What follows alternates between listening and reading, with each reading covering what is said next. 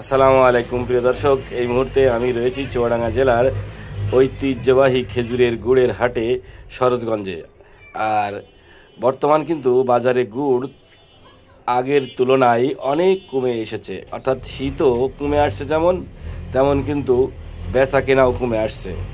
অর্থাৎ বাজারে উপচে পড়া যেমন ভিড় ছিল তেমন কিন্তু ভিড় না থাকলেও সরোজগঞ্জের গুড়ের হাট বলে কথা, সেখানে কিন্তু প্রচুর গুড় ওঠে বা এখনও উঠছে, তবে আগের তুলনায় কম। আবার ব্যাপারী এবং গাছিরা বলছে গুড়ের বাজার কমে গেছে।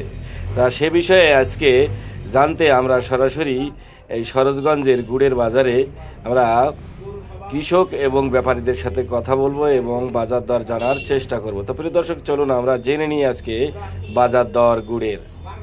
দাম কত? 3600 দুটো। ব্যাপারীরা কত বলছে? 3000 বলছে। ভাই কত করে ভাড়? 1400 বলছে। কেন? ভাড় ছোট ছোট বলছে। ছোট ভাড়।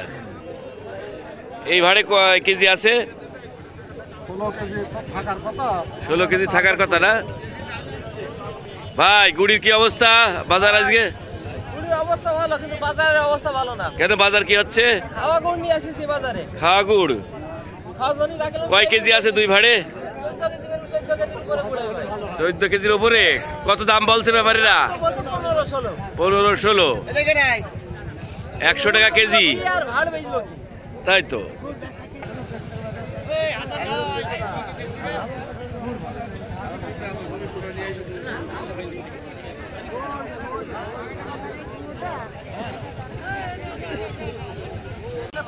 চাচা কেমন আছেন? গুড়ি বাজার কেমন যাচ্ছে? 110-20 টাকা কেজি চলছে।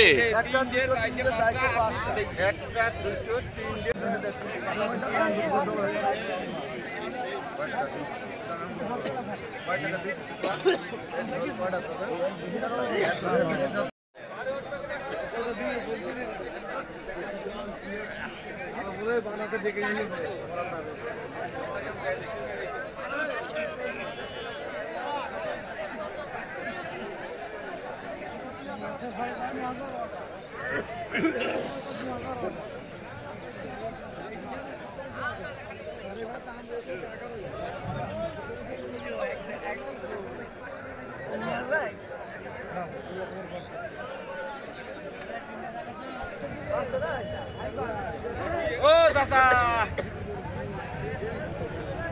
এই যে